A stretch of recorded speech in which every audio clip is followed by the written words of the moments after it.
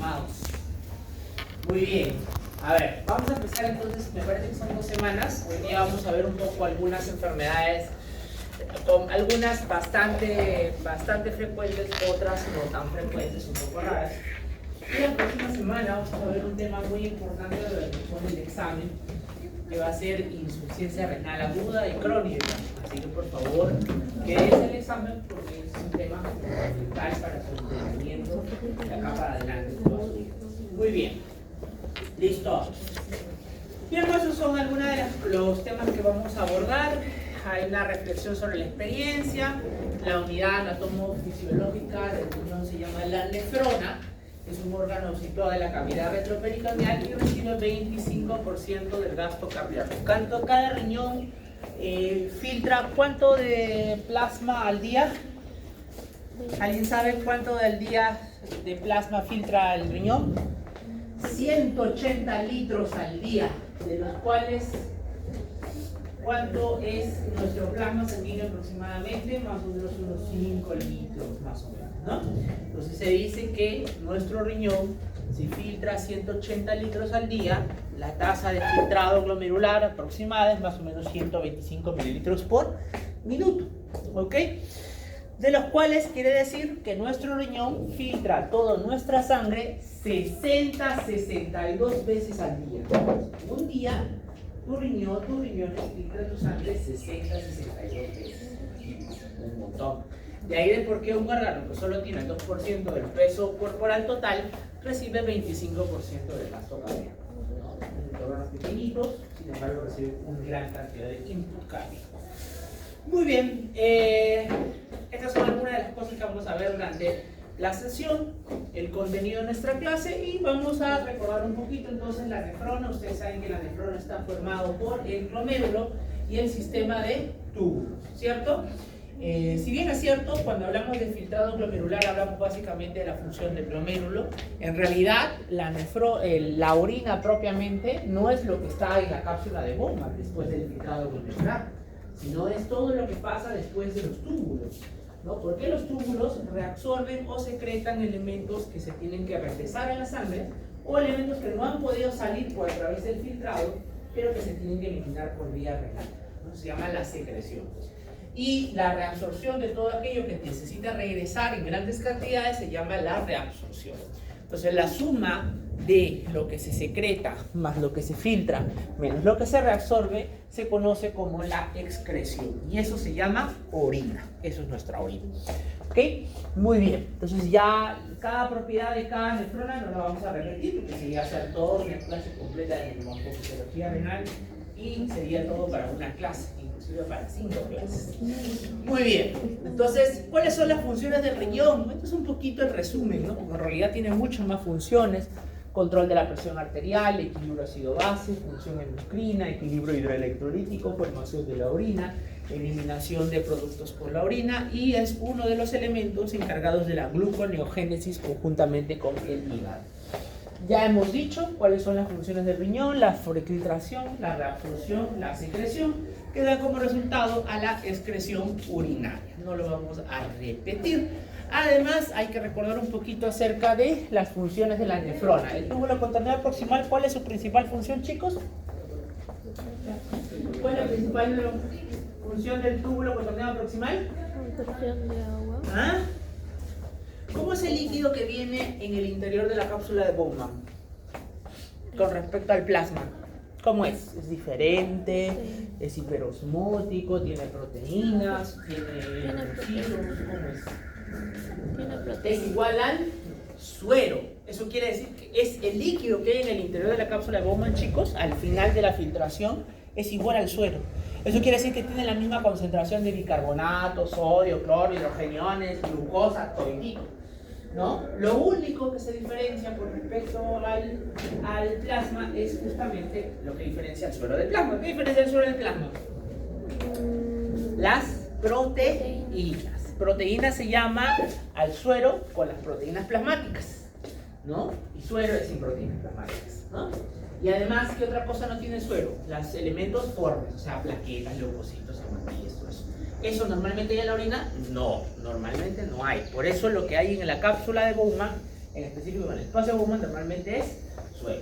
Entonces tú dirás, doctor, ¿eso se llama orina finalmente? No, porque tú no podrías orinar lo mismo que tienes en el plasma, sino en una que vas a miccionar, terminas con hipocalemia, hiponatremia o las diferentes déficits de electrolitos. Entonces, definitivamente, la misma concentración de plasma tú no la puedes orinar. Tienes que recuperarlo. Entonces, por lo tanto, la principal función del túbulo contorneado proximal es reabsorber la máxima cantidad de solutos que se hayan ido por el filtrado, ya que se van libremente por la barrera glomerular. ¿Ok? Por eso el túbulo contorneado proximal reabsorbe entre el 65 hasta el 88%, dependiendo de qué electrolito, de potasio, sodio, cloro, bicarbonato, ¿no? Calcio, ¿no? Etcétera. ¿Ya? El magnesio no, el magnesio se absorbe más en el asa de Henle. Entonces, casi todo en su totalidad, la gran mayoría se reabsorbe en el túbulo contorneado proximal. Por lo tanto, la principal función del túbulo contorneado proximal es recuperar lo máximo que se pueda que se ha perdido por el filtrado glomerular. Esa es su principal función. Y segundo, reabsorbe todo aquello que tiene que regresar al 100%. Por ejemplo, ¿qué cosa sale por el filtrado glomerular? La glucosa. ¿Tú normalmente orinas glucosa? No, normalmente no debes orinar glucosa, porque la glucosa tú la utilizas ¿para qué? Para obtener energía. Entonces no puedes permitir que se te escape. Todo se tiene que reabsorber en el túbulo contorneado proximal. El asa de Henle, conjuntamente con el túbulo distal, son segmentos, que son segmentos dilutorios del filtrado. O sea, lo que llega acá, miren chicos, es igual, tiene la misma concentración del plasma, porque reabsorbe tanto agua, un montón, como también de solutos. Entonces la concentración del plasma que llega acá es igualito, porque reabsorbes tanto agua como solutos. En el asa de Henle se reabsorbe mucho mayor cantidad de solutos, pero es impermeable al agua. Por lo tanto, lo que se reabsorbe más son solutos, y lo que termina aquí, chicos, es una parcialmente orina, pero con una gran dilución, porque se me ha quedado un montón de agua y he reabsorbido un montón de solutos. ¿Qué pasaría si yo orino lo que viene acá? Uy, de una sola orinaría como 2, 3 litros. Como 4, 5, 6 litros podría llegar a orinar. Entonces, por eso necesito un segmento que me concentre la orina dependiendo de lo que yo necesito. Ese segmento es el túbulo colector, porque el túbulo colector es permeable al agua siempre y cuando haya hormona antidiurética. Entonces, este segmento es el segmento que determina cuán concentrada va a estar la orina dependiendo de mis requerimientos orgánicos. Muy bien. El calcio no lo vamos a tocar mucho hoy día, porque eso lo vamos a ver cuando hagamos de la enfermedad renal crónica, ¿ya? Muy bien, el sistema renal angiotensina no nos vamos a detener tampoco mucho, y lo que sí me voy a detener es acá, en la eritropoyetina, porque eso lo vamos a ver otra vuelta en enfermedad renal crónica o insuficiencia renal crónica. ¿Qué es la eritropoyetina? La eritropoyetina es una hormona sintetizada por las células tubulares o intersticiales del riñón, de la nefrona, ¿ya?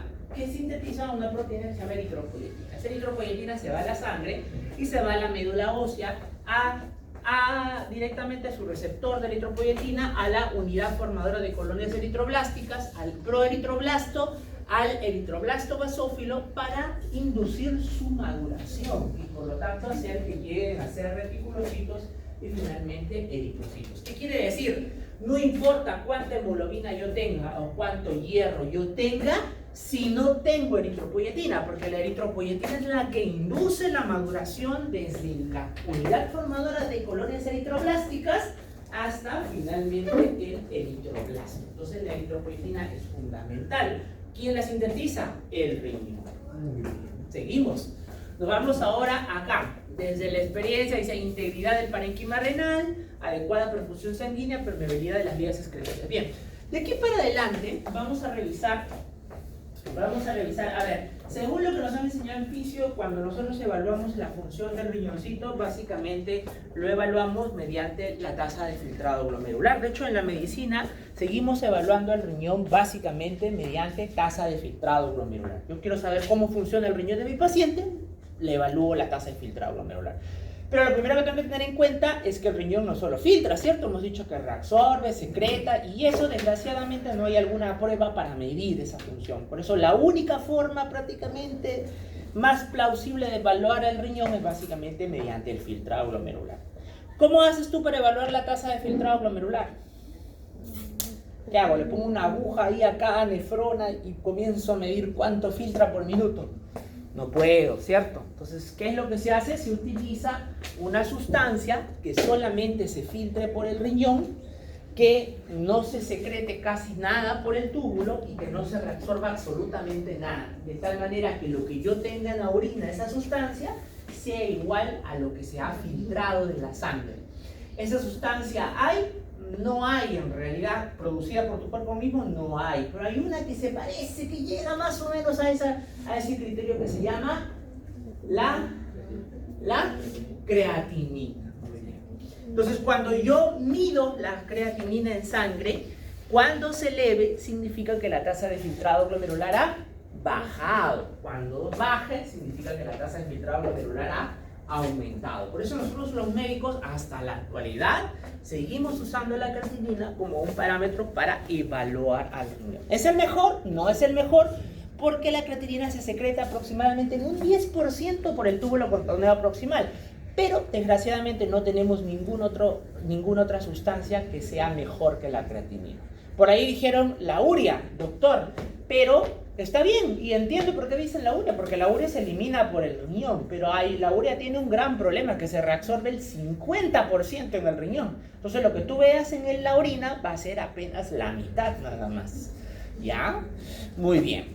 Listo. Seguimos. Entonces vamos ahora a las alteraciones congénitas y hereditarias del riñón. Es un poco lo más raro, ¿no? Lo más raro, pero es importante que lo conozcan. Entonces, dentro de las anomalías, bueno, vamos a ver que los riñones se desarrollan más o menos a la 5ª semana, funciona entre las 9 y 12 semanas, y es visible en ecografía a partir de las 12 semanas de gestación aproximadamente, siendo que a las 32 semanas hay una producción de orina, ¿no?, entre los 28 mililitros por hora más o menos, y de hecho la orina producida por el feto es el principal componente del líquido amniótico. Por eso es que la cantidad de líquido amniótico es para el ginecólogo una forma de valorar la función renal del riñón del feto, ¿no?, o del embrión, porque eso le va a permitir conocer si pueda haber o no una anomalía renal congénita de por medio. Dentro de las anomalías congénitas existen básicamente dos: la agenesia renal o la displasia renal. La agenesia renal significa que el producto nazca sin uno o dos riñones, mientras que la displasia es el cambio de estructura renal a un parénquima totalmente diferente que probablemente no va a ser funcional y por lo tanto no va a ejercer sus funciones adecuadamente. Entonces, dentro de estas anomalías congénitas existe la agenesia renal, la displasia renal y las enfermedades renales quísticas, que es una causa frecuente para los nefrólogos de evaluación en la consulta externa. Muy bien, vamos a evaluar uno por uno. La agenesia renal, miren, la agenesia renal es obviamente más frecuente en niños, puede ser del tipo bilateral o unilateral, ¿no? Cuando un niño nace con agenesia bilateral de riñón, ¿no?, y generalmente esto es incompatible con la vida, ¿no? Cuando se determina eso, y eso alguna vez yo hice mi internado en el hospital Guillermo Alvear y Irigoyen, así como el residentado, y actualmente trabajo ahí, o sea, me la he pasado casi la mitad de mi vida en ese hospital y la sigo pasando. Entonces, alguna vez cuando lo tengo en neonatología me tocó, ¿no?, en su unidad de neonatología recibir a un bebito así, ¿no? Obviamente el bebito pues falleció totalmente a 2 horas nada más, ¿no? Nació ya prácticamente con insuficiencia renal, porque cuando el niño está en el vientre materno, las funciones del riñón las hace la placenta prácticamente. Entonces, pero cuando está afuera, pues obviamente ya no. Y no existe forma de poder trasplantar a un niño recién nacido, no se puede, no hay. Por lo tanto, es incompatible con la vida. Habitualmente nacen con diferentes anomalías, entre ellas el llamado síndrome de Potter, ¿no?, o la afasia de Potter, en la cual la hiperproducción del líquido amniótico genera la hipoproducción del líquido amniótico genera algo que se llama oligoamnios, es decir, la disminución del líquido amniótico, y que producto de eso hay una compresión mecánica, ¿no? Por la disminución del líquido amniótico, y eso produce malformaciones en la carita por parte del niño en el momento del nacimiento, ¿no? Obviamente esto es completamente incompatible con la vida. Hay hipoplasia pulmonar, porque los pulmones dependen de la cantidad de líquido amniótico, por lo tanto el niño no solamente nace con una agenesia de riñón, sino con un pulmón totalmente ausente o deficiente completamente en su función. Entonces, prácticamente el niño no va a fallecer, sí o sí, ¿no? Un cuadro bastante triste, obviamente imagínense, ¿no? Que y usualmente la mamá ya lo sabe desde que, si es que ha pasado por controles maternos, ya lo sabe usualmente desde que está en el vientre materno, y lo sabe. O sea, imagínense qué triste, ¿no? Saber que tu bebito va a nacer y se va a morir es un cuadro totalmente triste. No se lo escenario porque obviamente es un cuadro muy, muy triste.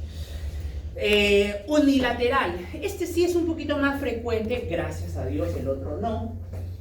La unilateral es cuando yo nazco sin un riñón y por lo tanto el otro riñón toma las funciones compensatorias del mismo, ¿no? Usualmente lo que sucede es que el otro riñón no se llega a desarrollar. Recuerden que nosotros tenemos hasta 3 riñones, ¿no? El pronefros, mesonefros y metanefros. Y lo que sucede en este es que habitualmente el metanefros de uno de los lados no llega totalmente a su desarrollo por diferentes causas o malformaciones genéticas, y por lo tanto la persona nace con un solo riñón. Pero eso no quiere decir que nace con insuficiencia renal, porque el riñón tiene una gran cantidad de reserva de nefronas. ¿Cuántas nefronas tiene cada riñón? Más o menos 1.2 millones de nefronas. Por eso que tenemos y no todas las utilizamos, algunas están un poco de reserva. Entonces obviamente el riñón hace una hipertrofia compensatoria, y esa hipertrofia compensatoria hace que puedas vivir sin un riñón. De hecho, por eso existen los trasplantes renales vivo donantes. O sea, tú le puedes donar a tu papá, a tu mamá, o tu hermano te puede donar a ti, porque tú puedes vivir con un solo riñón, ¿no? Muy bien.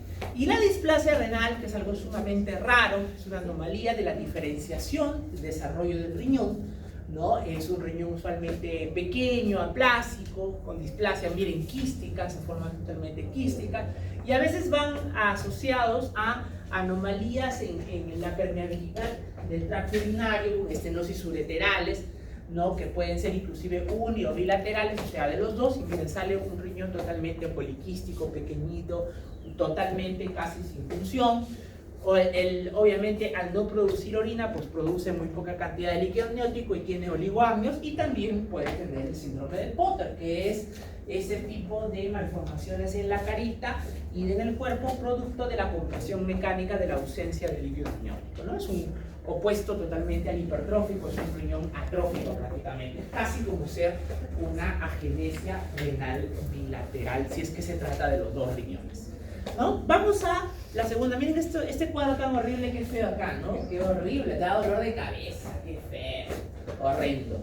¿Alguna vez no les ha pasado que ustedes han visto, de repente algún familiar les ha preguntado, ¿no?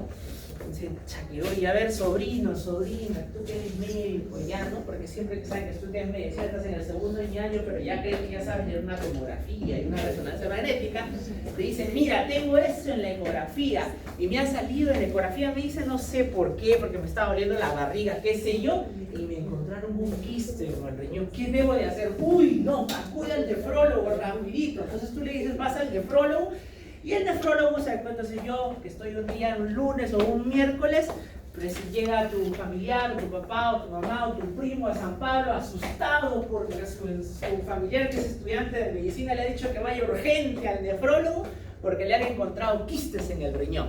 Entonces, primero debemos entender que los quistes son formaciones, ¿no?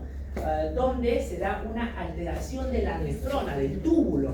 Imagínense ustedes que, vamos a ponerles una imagen por aquí para que me entiendan mucho mejor, que tengan un túbulo, esta es la nefrona, y que tengan un túbulo donde se ha formado una dilatación y se ha completamente malformado como un globito, ¿no? Se llaman los quistes, esos son los quistes.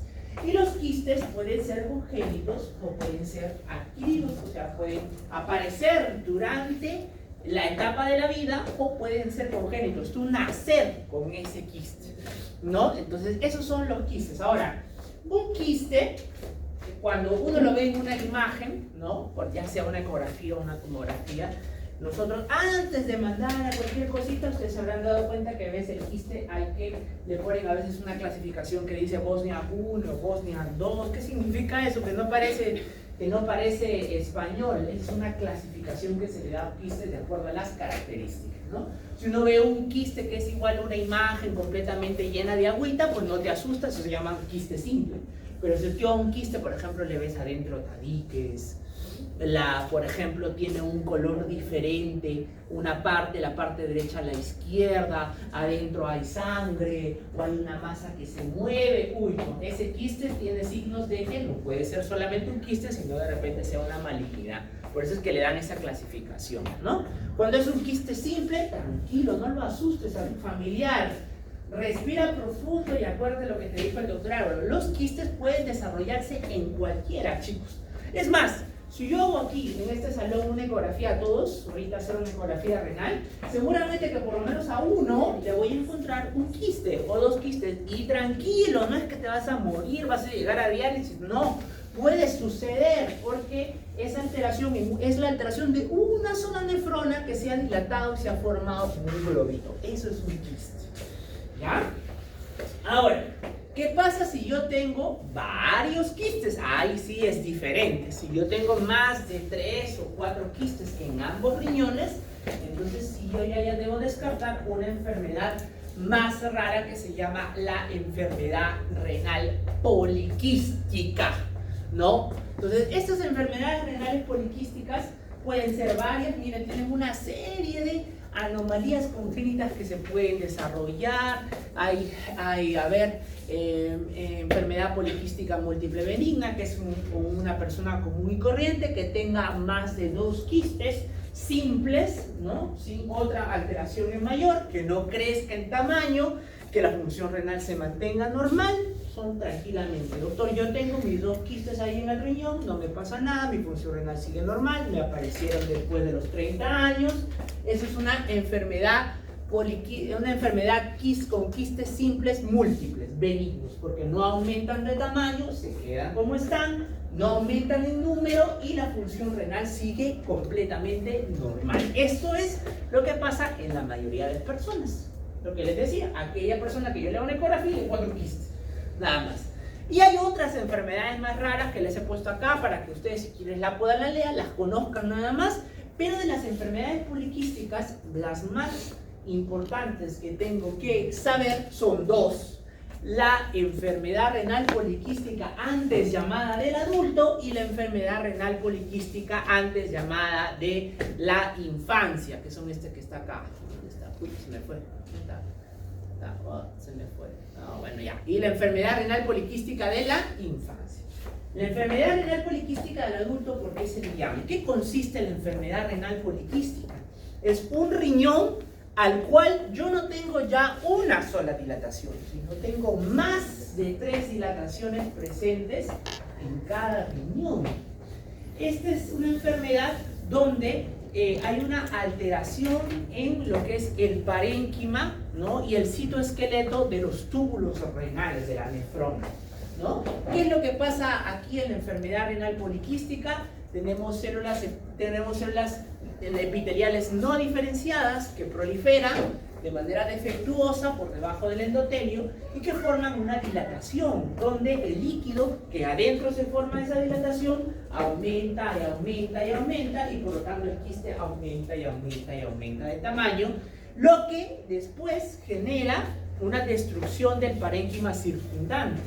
Entonces, ¿qué quiere decir? Que los quistes van creciendo o van aumentando de tamaño y van reemplazando a las nefronas funcionantes. Por lo tanto, si yo tengo quistes que van creciendo y van aumentando de tamaño y voy perdiendo nefronas funcionantes, voy a desarrollar a la larga algo que se llama insuficiencia renal. Y por eso esta enfermedad es tan temida, porque es una causa de insuficiencia renal crónica y por lo tanto de llegar a diálisis. Es una enfermedad que antes le llamaban del adulto porque típicamente la manifestación, el fenotipo se desarrolla después de los 25 años o 20 años de edad. Entonces, habitualmente es el típico joven que por algún motivo se hace una ecografía y ahí le encuentran más de 3 quistes en cada riñón presente. Entonces resulta que luego se hace unos exámenes de orina y exámenes de función renal con creatinina y le encuentran la creatinina que está más alta de lo que tiene que estar. Y yo les dije, ¿cuál es el marcador que utilizamos para evaluar la función renal? La creatinina. Entonces, si yo tengo creatinina elevada, estoy teniendo una disfunción del riñón, estoy teniendo menor tasa de filtrado glomerular. ¿Qué ha pasado? Que los quistes han comenzado a ocupar espacio de la nefrona, pero no solo espacios de la nefrona. Miren lo que hacen los quistes, hacen metaplasia en el interior del tejido circulante, promoviendo la formación de fibroblastos. Por lo tanto, reemplazan a las nefronas normales con fibroblastos. No solo ocupan espacio, sino también la reemplazan con fibroblasto, generando pérdida de las nefronas. Entonces, por lo tanto, el paciente entra en insuficiencia renal crónica. ¿Qué se puede hacer? ¿Hay algún tratamiento, doctor? ¿Algo? Nada. Lo único que hay son medicamentos para disminuir la progresión de la enfermedad renal crónica, o sea, para que llegue a diálisis más tarde, nada más. Pero nada más. La única solución que tiene ese pobre chico o chica es que se prepare, que en algún momento se va a tener que trasplantar. Nada más. Y se llama autosómica dominante porque clásicamente está en un gen dominante. Por eso la mitad de los casos, o un poquito más de la mitad de los casos, se caracteriza porque tienen papá o mamá o hermano o tío o sobrino que tiene exactamente lo mismo. Yo tengo una gran cantidad de pacientes, ya sea en el Seguro Social como de manera particular, que a veces acuden justamente por eso, porque saben que su papá o mamá tienen enfermedad renal poliquística, ¿no? Y bueno, ellos desean hacerse a los 25 años y desean hacer un screening, porque saben que como es un gen dominante, en algún momento lo van a llegar a tener, ¿no? Y es una causa de llegar a diálisis. Muy bien, entonces es una forma más frecuente de enfermedad quística, es el rasgo autosómico dominante. Miles de quistes grandes se derivan de cada segmento de nefrona y terminan, y eso es importante, en RC. ¿A qué se debe? A una mutación del gen PKD, que puede ser PKD1 o PKD2, que es un gen que codifica a una proteína que se llama la pocistina tipo 1, que para no hacerlo muy complejo es una proteína que justamente media la regulación del citoesqueleto de la célula tubular. Por eso es que se produce esa distensión grande y esa malformación total del quiste, ¿no? ¿Cuáles son las manifestaciones clínicas? Bueno, la gran mayoría es asintomático. Casi siempre se enteran por una imagen que se hicieron al azar, porque cuando ya aparezcan los síntomas, usualmente este paciente ya está un poco tarde para la consulta, ¿no? Entonces, la gran mayoría son asintomáticos. Realmente lo que da las manifestaciones clínicas suelen ser las complicaciones de los quistes, ¿no? Entonces, por ejemplo, un quiste demasiado grande que distiende la cápsula de Gerota va a provocar dolor. Entonces, una de las complicaciones de la enfermedad poliquística es la presencia de dolor por el crecimiento de los quistes. 2, la hemorragia o la ruptura en el interior de un quiste, que el quiste a veces puede estar cerca de un vaso sanguíneo. Recuerden que la nefrona está llena de los vasos sanguíneos, incluyendo la arteria deferente. Entonces los quistes se pueden romper y al romper sangrar. Entonces una complicación es la hemorragia de los quistes.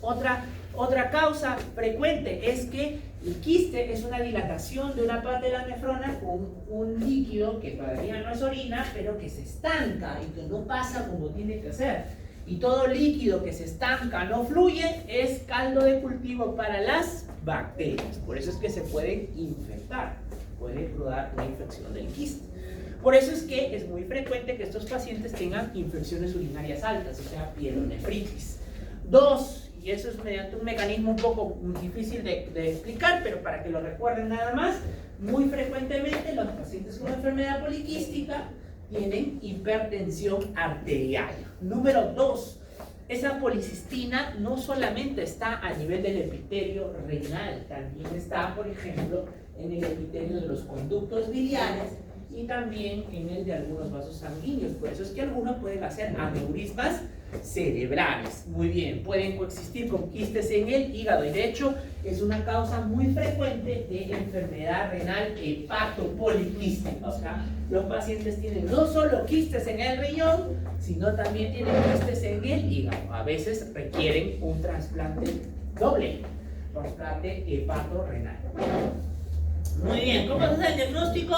Pueden tener eliminación de proteínas, incremento de eliminación de electrolitos, hematuria, pero yo diría que prácticamente la forma de poder diagnosticar ¿cuál es? Imagen. No te queda de otra, no puedes diagnosticar otra más que con imágenes.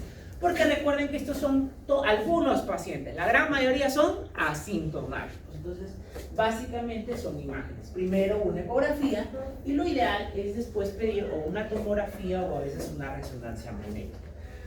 ¿Qué es lo que hay que hacer? Hay que hacer estudio genético porque habitualmente es una enfermedad genética, entonces hay que hacer un estudio genético. En la gran mayoría no se hace porque casi siempre se presume que es una enfermedad autosómica dominante producto de la alteración del gen PKD1 o PKD2. Hay otros genes que se pueden alterar, sí, pero son poco frecuentes. Los más frecuentes son estos dos genes, sobre todo el PKD1. Muy bien, listo. Y estas son, miren, las manifestaciones del riñón. Puede dar defectos de la concentración urinaria. El paciente orina más diluido porque los quistes no tienen la misma capacidad de concentración de la orina. Hipertensión arterial, enfermedad renal crónica en hemodiálisis, proteinuria, dolores en flanco o en abdomen, hemorragia quística, infecciones urinarias y muy raramente, rarísimo, casi nada menos del 1% que te hagan una neoplasia de algún quiste, rarísimo, ¿no? Y extrarrenales sí, ¿no? Por ejemplo, enfermedad poliquística hepática, pueden aparecer quistes en el hígado también, ¿no? Puede haber prolapso de válvula mitral, función pericárdica, estos son más raros, ¿no?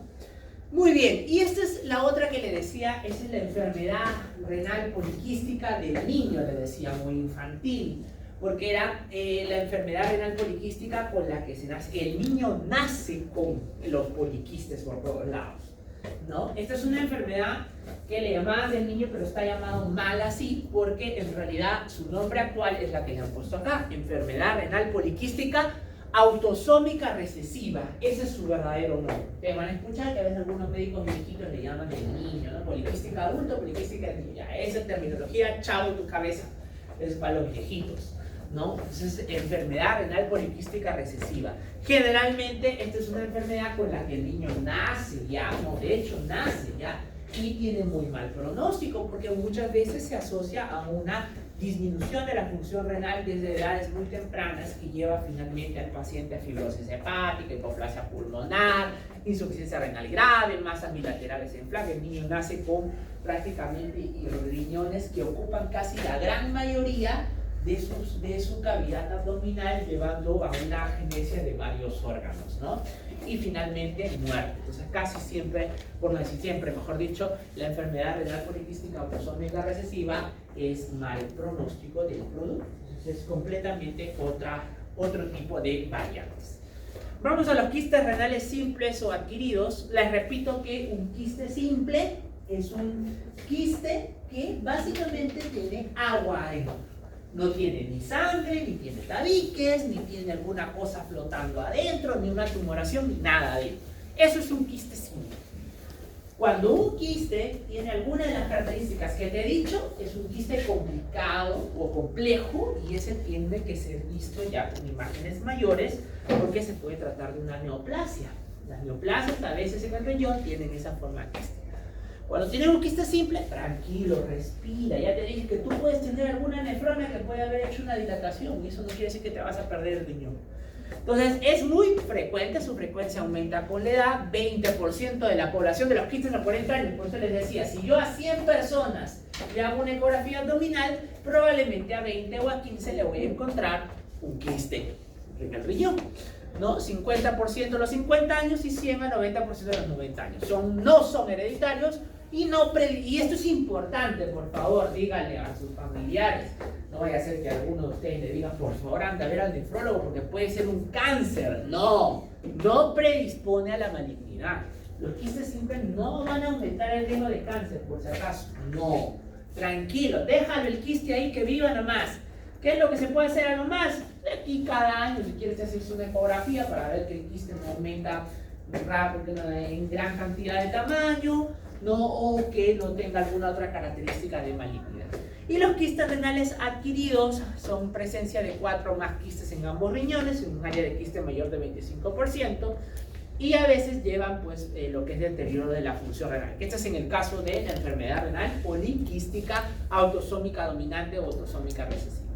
¿A qué se le llama un quiste simple? Mira, trastorno común, benigno, simples o múltiples, porque puede encontrar 1 o 2 o 3, unilaterales o bilaterales, yo puedo encontrar en 1 o en 2 riñones, ¿no? No hay problema. Usualmente tienen menos de 1 centímetro de diámetro, la mayoría no producen síntomas.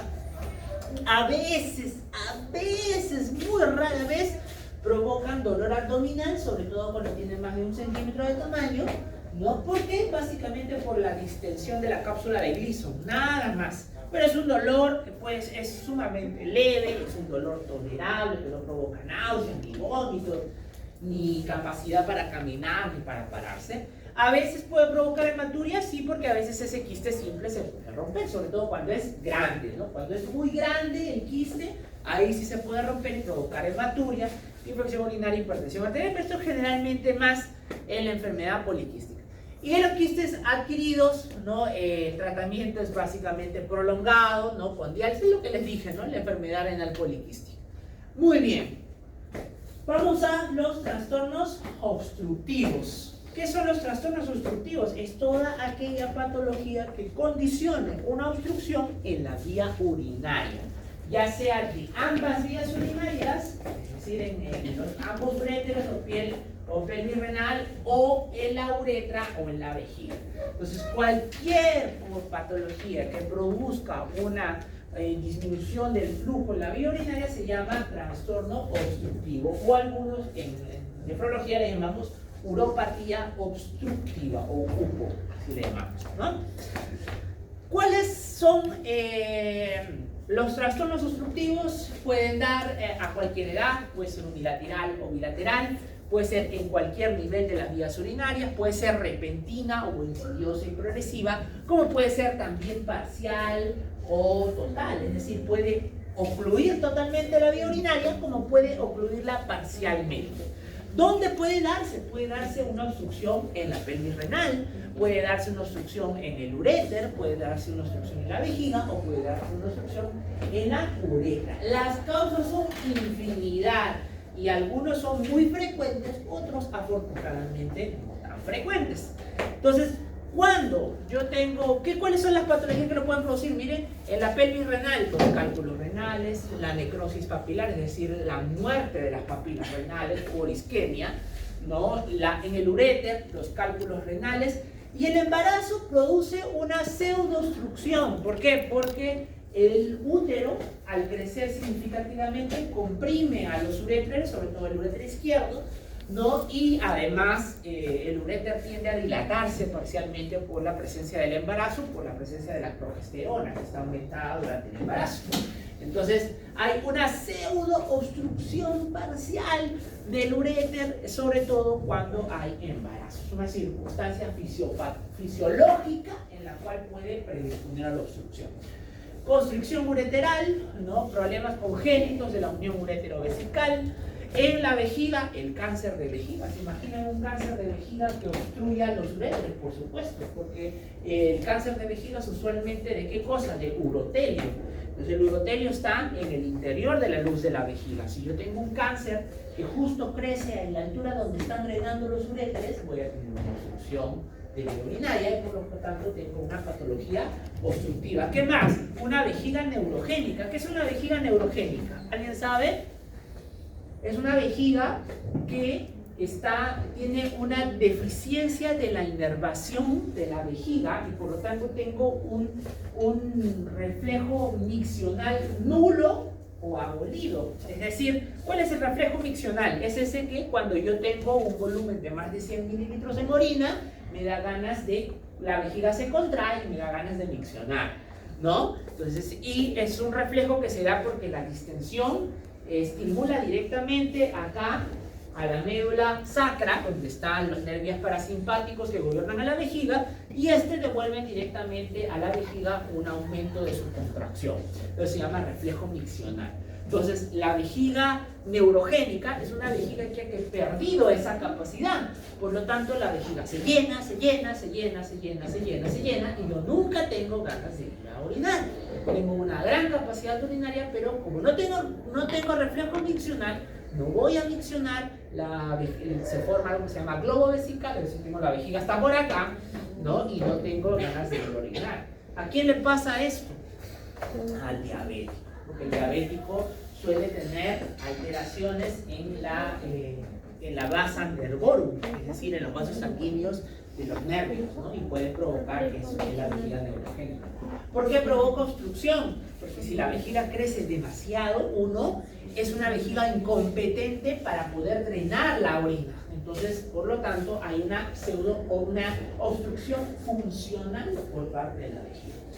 Muy bien, los cálculos renales, pues una piedra, imagínense, una piedra ya sea puede estar acá arriba, como en el uréter, como puede estar en la vejiga. ¿De qué depende? Del tamaño. Pues depende del tamaño. ¿Dónde se forman normalmente las piedras? Arriba, en la pelvis renal, pues porque viene del riñón, vamos a verlo ahorita más adelante, ¿no? Entonces, pero si esa piedra pasa a la pelvis renal, de repente se queda en el uréter. O de repente pasa el uréter y se queda en la vejiga, pero no puede pasar la uretra. ¿Te imaginas una piedra que se quede clavada en tu uretra? No, es dolorosísimo. Ustedes saben que el dolor por litiasis renal ha sido comparado con el dolor del parto, pero los pacientes que vienen con litiasis renal no encuentran ni siquiera posición antálgica. Es totalmente horrible un cálculo renal. ¿Qué más? Hiperplasia prostática, lo que vimos en el seminario o la práctica. El HBP o la hiperplasia prostática benigna es una causa muy frecuente de uropatía obstructiva en el varón de más de 50 años. Es más, yo les digo, ¿no? Es muy frecuente que por lo menos una o dos veces al mes lleguen a la emergencia a pobres abuelitos, ¿no? Que tienen su hiperplasia prostática benigna, que lo clásico, ¿no? Andan en el seguro, en el seguro viendo al saca, esperando a que le den cita con el urólogo, y una vez que llega por fin al urólogo encima tiene que esperar a que algún día lo programen para hacerle una resección de próstata, ¿no? Entonces pasa 1 año, 2, 3 años, hasta que el pobre abuelito se da cuenta que no puede miccionar, que poco a poco el chorro urinario es casi nulo, viene con los pies hinchados, nauseoso, vomitando, acidosis metabólica, creatinina en 14, uria en 140, uy, ¿qué le pasó? Una uropatía obstructiva por hiperplasia prostática benigna. ¿Qué hay que hacer? Ponerle sonda para poder permitir que la orina salga. Vamos a ver ahorita cómo la uropatía obstructiva produce insuficiencia renal. Constricciones ureterales, ¿no? Esto, por ejemplo, pasa después de una intervención quirúrgica. Por ejemplo, otra vez, el mismo abuelo tiene hipertrofia prostática benigna, logró él que lo llamaran a urología para que lo puedan llamar, lo llaman, lo operan, hacen una resección prostática y resulta que tienen la mala suerte que después de la intervención quirúrgica hace una fibrosis justo cerca del uréter. Entonces la fibrosis agarra y aplasta la uretra y el uréter no permite el drenaje de la orina a la vejiga. Entonces, constricción ureteral. Malformaciones ureterales congénitas, que vamos a ver ahora más adelante qué cosas son. Entonces, ¿qué pasa cuando yo tengo una vía urinaria que se obstruye y que no permite el paso de la orina? La orina, ¿el riñón va a dejar de producir orina? No, el riñón va a seguir produciendo la orina, porque esa es su función normal. Así no se drene. Entonces, ¿qué va a pasar? Se comienza a llenar aquí, se llena y se comienza a dilatar, dependiendo de dónde está la obstrucción, el uréter, las cálices renales y la pelvis renal. Cuando yo tengo la dilatación de las pelvis renales y de los cálices renales, se llama hidronefrosis. presencia de agua, vamos a decirlo así, entre comillas, en las pelvis renales, ¿no? Dilatación por orina de la pelvis renal y de las calgas renales. Cuando yo tengo una hidronefrosis, es casi siempre, no siempre, casi siempre, es una uropatía obstructiva. Mi chamba es averiguar dónde está la uropatía obstructiva, ¿no? Frecuentemente puede ser unilateral, es decir, en un solo riñón o en una sola vía urinaria, o puede ser bilateral. Por ejemplo, el caso del abuelo. El abuelito, ¿dónde está la obstrucción? Acá. Entonces, ¿dónde será la hidronefrosis? ¿De un solo riñón? No, de los dos, porque la obstrucción está en la abuela. Eso es lo típico. Lo que yo les digo no es falso, de verdad. Un día si alguno me quiere acompañar a hacer una guardia, van a ver pobre abuelitos que vienen a ver, ¿sí? Le hacemos una ecografía, hidronefrosis bilateral. ¿Qué pasa? Está obstruida la abuela. La próstata, entonces hay que ponerle la sonda. Le ponemos la sonda y el pobre abuelo... Es más, nosotros le examinamos el abdomen y le encontramos la vejiga acá. La vejiga normalmente se palpa, no, porque está por debajo del pubis. Ya, imagínate que tú palpes la vejiga, significa que está con globo vesical. ¿Dónde le encontramos la vejiga? Aquí. ¿No? Entonces hay que examinar al paciente. Otra es una anécdota. Estaba yo de guardia con un residente que no voy a decir el nombre, ¿no? Entonces le digo, a ver, vamos a ver al paciente. Yo generalmente cuando voy a la interconsulta, como el residente está en aprendizaje, primero hago que le examine al paciente, que le haga las preguntas y que él a mí me diga el diagnóstico. Y luego yo voy a corroborar a ver si es cierto. Entonces, a ver, ¿lo examinaste al paciente? Sí, doctor, sí lo he visto, pero no, está bien, solamente que la creatinina está alta, pero me dice que no tiene diarreas, no ha tomado ningún medicamento nefrotóxico, pero está hinchado, está para estudiar, a ver qué cosa tiene. ¿Lo has examinado al señor? Sí, ya, muy bien. Entonces, si yo voy, ¿tú me puedes decir que yo voy a encontrar lo mismo que tú me has dicho? Sí, doctor, muy bien. Yo voy allá y le encuentro la vejiga al pobre abuelo hasta por el estómago, pero me lo encuentro, ¿no? ¿Qué pasa? Tenía, doctor, no, que yo pensé que era una masa, doctor, de repente un cáncer. ¿Cuál cáncer? Oye, es el que estás palpando en la vejiga, muchachos. A ver, hay que hacerle ecografía. Va a ecografía y efectivamente, eso que veíamos era la vejiga. No, era la vejiga. Bueno, así de todo pasa, de todo hay en esta viña del Señor. Por eso estudien, porque si alguno quiere ser nefrólogo y tiene la mala suerte de caer en la Arenara y encima tiene la mala suerte de hacer guardia los martes, peor todavía. Muy bien, entonces hidronefrosis, etiología, ¿no? Puede ser congénita, porque puede nacer el niño con esa hidronefrosis. Ojo, acuérdense, hidronefrosis no es una enfermedad, estamos diciendo que solo es la dilatación, que hay que encontrar la causa. Adquirida, la mayoría de las veces adquirida, puede ser unilateral como puede ser bilateral, ¿no? Puede darse en adultos jóvenes por una obstrucción por cálculo, en niños por reflujo vesicolateral, en mujeres por cánceres ginecológicos, ¿no? Por ejemplo, un cáncer de cervix muy avanzado. Ustedes saben que el cáncer de cervix cuando crece no hace metástasis a órganos lejanos, hace metástasis cercana a la pelvis. ¿Qué hay en la pelvis aparte del útero? ¿Qué hay adelante? La vejiga, pues. Entonces, ¿qué pasa? Que a veces el cáncer toma la unión entre el uréter y la vejiga y provoca hidronefrosis.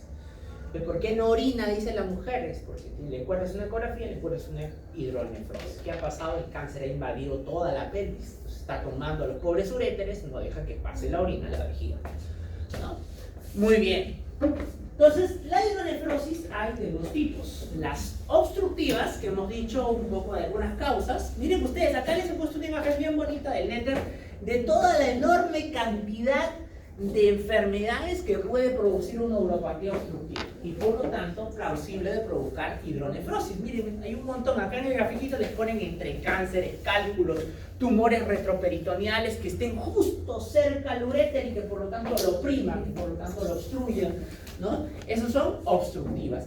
Pero, y esto siempre es importante de tener en cuenta, hay cierta cantidad de pacientes que yo les puedo encontrar la vía urinaria dilatada y no ser por una obstrucción. Y eso se le llama hidronefrosis no obstructiva. ¿Cuándo aparece una hidronefrosis que no hay obstrucción del tracto urinario? En tres causas básicamente. La diuresis abundante, que son generalmente pacientes que llegan a orinar más de 6 litros al día. muy raro, ¿no? Y 2, 3, el embarazo durante el primer trimestre y 2 semanas después del parto, porque ya les dije que el uréter se comprime parcialmente por el útero grávido, y además hay que tener en cuenta que los uréteres tienden a volverse un poco más dilatados por acción de la progesterona. Entonces eso es relativamente normal, encontrar cierto grado de dilatación, no de hidronefrosis, sino de dilatación de la vía urinaria.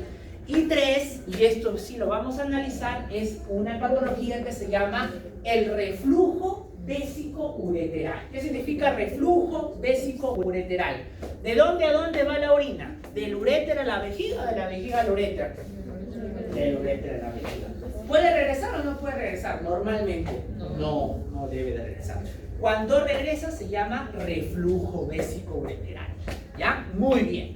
Entonces acá les han puesto las etiologías, no les voy a repetir otra vez, ya es prácticamente para que lo revisen. Doctor, ¿y qué puede producir la hidronefrosis? Bueno, pues se obstruye, ya está, no importa, luego se soluciona, no hay problema, de repente lo dejamos ahí, de un riñoncito, no hay problema, que se obstruya, total le funciona el otro, ¿no? ¿Por qué la hidronefrosis la vemos también en los nefrólogos? Pese a que puede ser obstructiva y a veces requiere tratamiento quirúrgico, y el nefrólogo no tiene nada que hacer, porque el nefrólogo no somos médicos quirúrgicos, somos médicos clínicos del riñón y de las vías urinarias. ¿Por qué? Porque la hidronefrosis, al provocar un flujo obstruido de la orina, por lo tanto no el pase, disminuye la función renal. Es causa de insuficiencia renal aguda, o sea, de pérdida de la función renal. Vamos a ver por qué. En primera instancia, vamos a recordar un poquito de fisiología, ¿les parece? Muy bien, en fisiología nosotros les enseñamos que el filtrado glomerular depende de, como siempre, en cualquier lugar, de las dos presiones. ¿Cuáles? Hidrostáticas y coloidosmóticas. Muy bien. Adentro del capilar del glomérulo hay presión hidrostática y hay presión oncótica, ¿cierto? ¿Sí? Entonces normalmente hay una gran presión hidrostática y hay una presión oncótica porque adentro del capilar hay proteínas. En la cápsula de Bowman, en el espacio de Bowman, ¿hay presión hidrostática? Sí, porque el agua al pasar también genera cierto grado de presión hidrostática. La presión hidrostática es toda la presión que ejerce el agua hacia sus paredes. ¿Ya? ¿Hay presión oncótica normalmente? No, porque como yo no pierdo proteínas por la orina, se supone que no debe haber presión oncótica en la cápsula de Bowman. Entonces, ¿qué es lo que determina que, miren, este es el capilar, este es el espacio de Bowman? Yo tengo presión hidrostática que empuja y presión hidrostática que empuja adentro del capilar. Normalmente, la presión hidrostática del espacio de Bowman, chicos, normalmente es baja. ¿Por qué? Porque el filtrado normalmente se lo está llevando el túbulo contorneado proximal. Entonces, como todo el tiempo está pasando flujo para el túbulo contorneado proximal, la presión hidrostática del espacio de Bowman es bajísima. Entonces, ¿qué es lo que favorece? Que el agua salga. Por eso es que se produce el ultrafiltrado, ¿no? Ahora, te pregunto, ¿qué cosa crees que va a pasar si yo agarro a este túbulo contorneado proximal y lo obstruyo? ¿La nefrona va a seguir filtrando? Sí, pero ¿qué va a pasar con el tiempo si no se drena? ¿Qué va a pasar con la presión hidrostática del espacio de Bowman? Va a aumentar. ¿Y la presión hidrostática del espacio de Bowman ayuda o más bien inhibe a que se filtre más? Inhibe, porque más bien empuja el agua hacia adentro del capilar. Entonces, imagínate que eso no le pase a una nefrona, sino le pase a 2, 3, 4, 5 o medio millón de nefronas. Eso es lo que pasa en la hidronefrosis. Por lo tanto, en la hidronefrosis, el riñón comprometido o los riñones comprometidos, en primera instancia, disminuyen la tasa de filtrado glomerular, básicamente por el incremento de la presión en el interior del espacio de Bowman. Y durante las primeras horas, la tasa de filtrado glomerular va a disminuir. Muy bien. Primero, se va a dar una vasodilatación compensatoria porque se liberan prostaglandinas y las prostaglandinas intentan hacer vasodilatación aquí y acá normal. Al no haber vasodilatación, en teoría la tasa de filtrado aumenta, pero como no puede pasar, no importa que la tasa de filtrado aumenta, la producción de orina acá baja porque está obstruido, no puede pasar de todas estas nefronas que están comprometidas. Luego de las 1.5 a 5 horas, el riñón, como ve que no puede pasar la orina, hace lo contrario, hace vasoconstricción. vasoconstricción. Entonces, al vasoconstreñir, baja el flujo sanguíneo del riñón y baja también el filtrado glomerular para intentar que no se oprima tanto.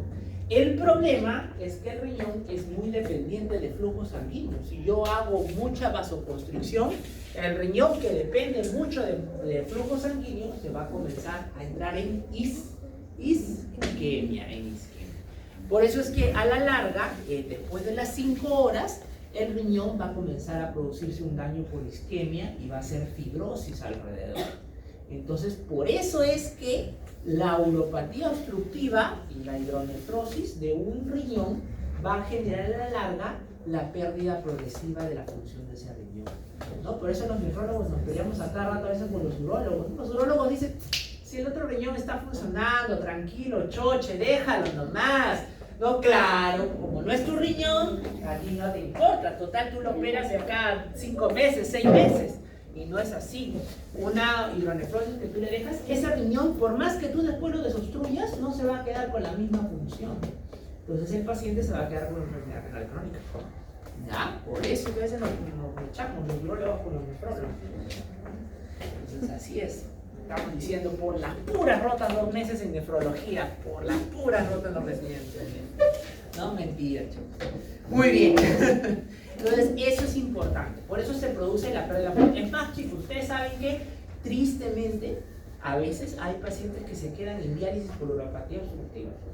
Les doy un caso. Hace 2 meses vino un abuelito, igual, próstata aumentada. El pobre abuelo nunca encontraba citas en urología. Encima, sus familiares totalmente dejados, nunca lo llevaban al hospital hasta que vino con creatinina en 4 y lo normal es menos de 1, ¿no? O sea, función renal menos del 10%, ¿no? Ya para diálisis, y al verle los riñones estaban ya disminuidos de tamaño. ¿Qué había pasado? Esa hidronefrosis tenía por lo menos más de 6 meses de evolución. Ya para ese entonces, ya todo mi riñón se había fibrosado producto de esto que te estoy diciendo. Que se tuvo que quedar en diálisis. Es justo que una uropatía obstructiva, que es algo completamente tratable, se quede en diálisis solamente por eso, porque no hay citas, porque no tiene un familiar adecuado que lo lleve a la consulta. Es injusto, ¿verdad? Para que vean, es una de las... Para que vean ustedes la ineficacia a veces de nuestros sistemas de salud. Bien, chicos, muy bien. Para que aprendan, chicos. Siempre les digo las verdades, como tienen que ser. Muy bien, entonces por eso hay que tratar la próstata aumentada, no es que hay que dejarla ahí nomás aumentada y ya está, no importa que no venga, ya está. Muy bien, listo. Muy bien, entonces congestión, miren qué es lo que pasa, hay congestión del riñón, hay dilatación del riñón, hidronefrosis, colapso de vasos, insuficiencia renal, hay obstrucción y acumulación de la orina, inflamación. ¿Qué pasa? Que cuando tú tienes una obstrucción, chicos, el problema es que la orina usualmente se puede contaminar. Y como es una orina que no pasa, no fluye. Si es una orina que se estanca, una orina es un caldo de cultivo para infección. Por eso es que muchas veces los pacientes con hidronefrosis terminan con pielonefritis, o sea, infección de la vía urinaria, ¿no? Sin ir más lejos, el caso que recuerdan, les comenté que la vez pasada, no el caso que les dije que salió en la tele, en Cuarto Poder, de la Almenara, además, para variar. Sí, pues son como caseritos por alguna razón de los noticieros, ¿no? Una piedra, ¿no?, que se había obstruido y hizo hidronefrosis. Y encima, para su mala suerte, tuvo piedras en los 2 riñones, en los 2 uréteres. Los 2 uréteres estaban obstruidos. Entonces, y encima hizo infección urinaria de la orina que estaba arriba, ¿no? Y encima hizo la complicación más severa de la infección. ¿Cuál es? Cuando la infección pasa a sangre, ¿ya cómo se llama? Lo hemos dicho, sepsis. Hizo un aurosepsis, shock séptico, ¿no? Entonces, eso es, para que vean ustedes, eso puede pasar. Por eso no es tan simple como dejarlo nomás ahí obstruido, ¿no? Glomeruloatrofia, sangre que llega al riñón seco. Ya, esto de acá, no sé, creo que aquí ha habido un pequeño error, porque, a ver, para que quede bien claro, ya, porque inclusive para que vean el noticiero ahí, el abogado de la paciente decía, ¿no? Como no lo dializaron, como no lo desobstruyeron, la orina pasó a la sangre y por eso se contaminó. No es posible, ya, eso no existe. No puedes tú regresar la orina a la sangre, no se puede. Fisiológicamente no se puede. O tú te imaginas cómo puede regresar la orina a la sangre, no se puede, ¿cierto? Eso no existe, ¿ya? Pero lo que sí pasa es que, como les dije, hay una perfusión disminuida y una disminución de la función renal. Muy bien. Vamos al reflujo vesicoureteral. Para entender el reflujo vesicoureteral es importante que entiendan la anatomía del uréter. El uréter tiene varias porciones, la parte pélvica que está después de la pelvis renal y la parte que está en el retroperitoneo. Sin embargo, el uréter cuando ingresa a la vejiga, miren, no es que viene, se planta y deja ahí su boquita y ya está. Tiene una porción que se llama la porción intramural, que es una porción de más o menos unos 2 centímetros, que está adentro del músculo de la vejiga. Y tú dirás, ¿por qué? Porque cuando la vejiga se contrae o se distiende, normalmente esto hace que sea como una válvula para el uréter, de tal manera que la orina no puede pasar de la vejiga al uréter. Porque si esto solo fuera una entrada sin ninguna válvula, sin nada, la orina, así como pasa de acá a acá, puede pasar de acá a acá, ¿cierto? Entonces, esto de acá es una válvula mecánica que se llama la unión urétero-vesical, ¿no? Se llama la unión urétero-vesical. Normalmente tiene más o menos 2 centímetros de longitud, ¿no? Y entra en forma oblicua. Eso es lo normal. Cuando uno nace, cuando uno recién está pequeñín, ¿no? Recién ha nacido, ha salido al mundo, ya esta distancia es pequeña, en menos de 1 centímetro. Conforme el niño va creciendo, ¿no? Esa distancia va aumentando y por lo tanto la competencia de esta válvula va aumentando y mejora al 100%. Por eso es que pueden haber niños que nazcan con reflujo vesicoureteral y que se les observe en el tiempo y luego desaparece. ¿Por qué? Porque conforme van creciendo, el uréter aumenta de tamaño acá en el uréter intravesical y ya no tiene reflujo urétero-vesical. Pero, ¿qué pasa si tienes un niño al cual el uréter no crece y se mantiene así como está? Entonces vas a tener que la orina comienza a regresar otra vez al uréter. Y el uréter no está acostumbrado a manejar altos volúmenes de aquí para acá. ¿Por qué? Porque comienza a distenderse por la orina. Entonces, ¿qué pasa en el reflujo vesicoureteral? Con el tiempo pasa esto. Mira, hidronefrosis. Pero esta hidronefrosis no es obstructiva. Esta hidronefrosis es porque la orina regresa. Entonces, eso es lo que vamos a ver poco a poco en la reflujo vesicoureteral. Hay grados, ¿no? Grado 1, 2, 3, 4 y 5. Grado 1 solo alcanza hasta el uréter sin dilatarlo. Grado 2 alcanza el uréter y la pelvis renales sin dilatarlo. Grado 3, el reflujo produce una ligera dilatación. Grado 2, moderada. Y grado 5, una gran dilatación urétero-pielocaliciana. ¿No?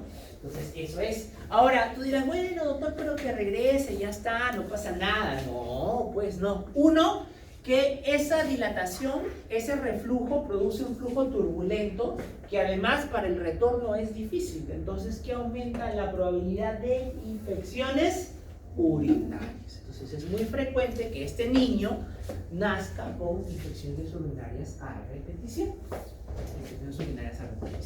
De hecho, y lo peor es que un niñito recién nacido de 2 meses o de 3 meses o de 2 añitos no te va a decir, doctor, me arde, me duele para miccionar, me da fiebre, tengo sensación de querer ir a cada rato orinar. No te va a decir, así como un adulto.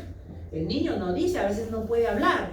Entonces, ¿qué pasa? Son habitualmente niños que están todo el tiempo en la emergencia con fiebre, náuseas, vómitos y le encuentran examen de orina patológico y infecciones urinarias a repetición. Por eso un bebé antes de los 2 añitos, antes de los 5 añitos, que hace una infección urinaria en más de 2 veces en el año, hay que sí o sí hacerle el estudio de la vía urinaria, porque no vaya a ser que tenga reflujo vesicoureteral, ¿no? ¿Qué hay que hacer aquí? Hay que reimplantar el uréter. El urólogo lo que hace es, miren, este es un niño con reflujo vesicoureteral. De lo que tiene que hacer esta distancia, mira este niño que nace acá. ¿Tú crees que esta distancia va a ser competente para poder provocar una válvula? No, por eso es que regresa la orina todo el tiempo, ¿no? Entonces, a este niño le da pues infecciones urinarias a repetición. Y lo que es peor, no solo le da infecciones urinarias en la vejiga, sino pues, en el riñón, o sea, pielonefritis. Y las pielonefritis continuas y repetitivas provocan fibrosis en el riñón. Tristemente, y esto es otra vez una demostración de que nuestro sistema de salud tiene que cambiar, tristemente es una causa de por qué hay niños en diálisis. Son niños que desde el nacimiento han tenido más de 6 episodios de infecciones urinarias pielonefritis todos los años. Entonces ese riñón se va deteriorando, tanta inflamación tan seguida. Entonces por eso pierden los riñones y es una causa de por qué hay niños desgraciadamente en diálisis. El flujo vesículo-uretral es una causa frecuente. No debería de ser así, porque se supone que con un sistema de salud adecuado, este niño debería llegar a la consulta de pediatría especializada, el urólogo debería operarlo, el reflujo vesículo-uretral debería solucionarse y ya no debería tener infecciones urinarias, ¿no? ¿A quién les pasa más habitualmente? A veces a los niños que viven en provincia. ¿Por qué? Porque nuestra medicina está centralizada en Lima. ¿Tú crees que urólogos pediátricos hay en provincia? Muy raro. Es más, hay poquitos acá en Lima. Entonces, todos tienen que venir hasta acá, no tienen dónde quedarse, ¿no? Tú vas a ver, les invito que para que vean la realidad en Perú, vayan ustedes afuera del Hospital del Niño San Borja, van a ver cómo hay las carpitas a veces de las papás, mamás que se están quedando afuera, porque no tienen para pagar un hotel.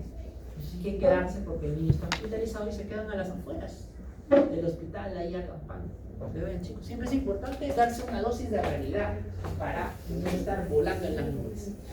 Muy bien. Cambios bioquímicos, ¿qué puede dar? Aumento en los componentes de los cálculos, aumenta que es la formación de cálculos, incremento de la renina, atrofia renal, porque el riñón se va fibrosando. Lo que les dije, tantos episodios de infección urinaria provoca fibrosis que finalmente provoca atrofia renal, tejido ureteral tortuoso. Uno le ve los uréteres, están totalmente hinchados como globos deformes, aplanamiento de las papilas renales, dilatación y luego atrofia de los túbulos, cambios de los glomérulos, baja la tasa de filtración glomerular, diálisis. Cambios macroscópicos, obstrucción parcial, aumento de tamaño del riñón, adelgazamiento del parénquima, porque como está dilatado de la orina, ¿no? El riñón se va adelgazando. Tú le ves el riñón grande, dices, ¿no? Pero todo es prácticamente pura pelvis. Y todo lo que le queda de riñón es una línea chiquitita de corteza le queda de riñón, nada más. Signos: dolor, generalmente silente, edema, oliguria, hematuria, anuria, hipertensión, ¿no? Muy bien, ¿no? ¿Qué cambios pueden haber? Pueden haber hidronefrosis, puede ser primero asintomática, luego provoca dolor por la compresión de la cápsula de Gerota. Vesical, bueno, puede haber dolor en la vejiga, ¿no? Porque a veces, por ejemplo, cuando la hidronefrosis es producto de una obstrucción a nivel vesical, la vejiga se distiende porque no puede orinar. No es lo que habitualmente el abuelito se queja, es: me duele, me duele, quiero orinar, pero no puedo. Entonces está que le duele, porque recuérdense que el reflejo miccional provoca contracción del músculo detrusor de la vejiga y esa contracción provoca más dolor en un paciente con obstrucción de la vejiga. Cálculo renal provoca un dolor agudo y HBP chorro disminuido. ¿Cómo es la clínica de la hipertrofia prostática, de la hiperplasia prostática benigna? ¿Cómo es? Lo hemos visto en práctica. ¿Cómo es? Polaquiuria, el paciente va a orinar a cada rato con volúmenes pequeños. ¿Qué más? Tenesmo, ya también puede ser hematuria, puede haber. ¿Qué más? Hay algo más característico, que es lo que siempre se pregunta. Disminución del chorro, ¿no? Todos los varones jóvenes cuando van a miccionar, ¿no? Vamos a ver tranquilamente que al miccionar nosotros no tenemos que hacer ningún esfuerzo, ¿verdad? Empujando para poder orinar, ¿no? Pero en un adulto mayor de los 50 años que ya tiene cierto grado de HBP, se va a dar cuenta: doctor, siento que se me queda orina y para orinar tengo que hacer como pujo. Y lo otro característico es: doctor, termino de miccionar, pero pese a que siento que ya eliminé, gotea.